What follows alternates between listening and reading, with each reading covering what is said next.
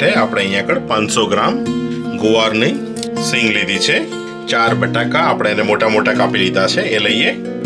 1 onion સ્લાઇસ્ડ, 1 ચમચી લાલ મરચું, અડધી ચમચી હળદર, 1 ચમચી ધાણા પાવડર, 1 ચમચી ખાંડ, 1 મોટો ચમચો કસૂરી મેથી, 2 ચમચી યોગર્ટ, થોડું પાણી.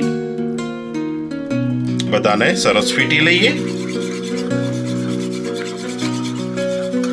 આપણા સૂકા મસાલાનું મિક્સચર રેડી છે. સૂકા મસાલાની જે પેસ્ટ બનાવી હતી એને લઈએ. 2 મીડિયમ સાઇઝ ટમાટો, એની આપણે સરસ પ્યોરી બનાવી દઈએ. ટમાટો પ્યોરી રેડી છે.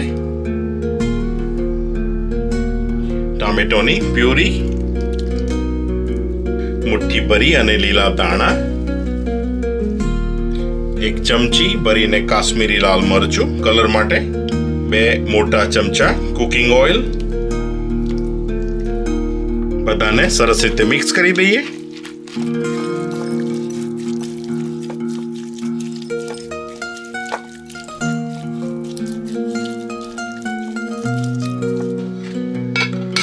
ઢાંકી દઈને આ મિક્સચરને અડધો કલાક સુધી રવા દઈએ.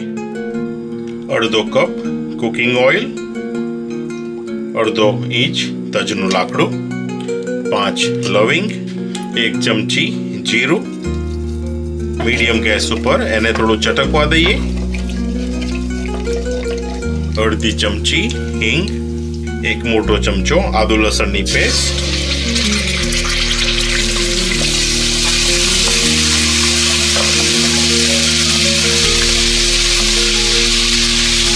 આદુ લસણનો કાચો ટેસ્ટ જતો રહે ત્યાં સુધી આપણે એને સાંતળી લઈએ.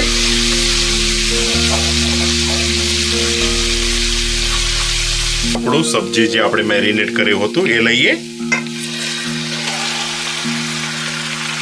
બધાને સરસ ફેરવી દઈએ.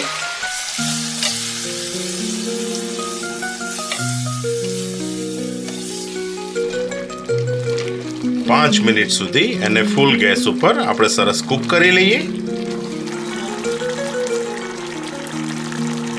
ઢાંકી દઈને 10 થી 12 મિનિટ એને મીડિયમ ગેસ ઉપર કુક થવા દઈએ. 1 કપ હલ્દીરામનું નવરત્ન ચવાણું, અડધો કપ ગાંઠિયા અને 2 મોટા ચમચા તલ. બધાનો સરસ પાવડર બનાવી દઈએ. મિક્સચર રેડી છે. 10 મિનિટ થઈ ગઈ છે. એને ઓપન કરીએ. તમે જોઈ શકો છો કે આપણું સબ્જી સરસ દેખાઈ રહ્યું છે. એકદમ સરસ કુક થવા પણ આવ્યું છે. પોટેટો પણ સરસ કલરફુલ દેખાઈ રહ્યા છે. આ સમયે આપણે જે ચવાણું, ગાંઠિયા અને તલનો જે ભૂકો કર્યો હતો એ લઈ લઈએ. 1 લીલું મરચું, અડધી ચમચી મીઠું, 1 ચમચી ગરમ મસાલો. બધાને સરસ ફેરવી દઈએ.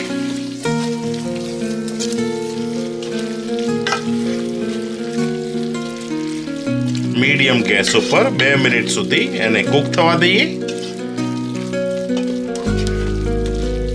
અડધો કપ પાણી એડ કરીએ.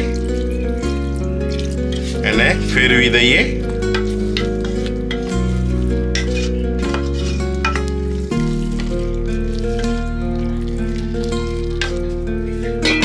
ઢાંકી દઈને ધીમા તાપે 5 મિનિટ સુધી એને કુક થવા દઈએ. 5 મિનિટ થઈ ગઈ છે. ચાલો આપણે એને ઓપન કરીએ.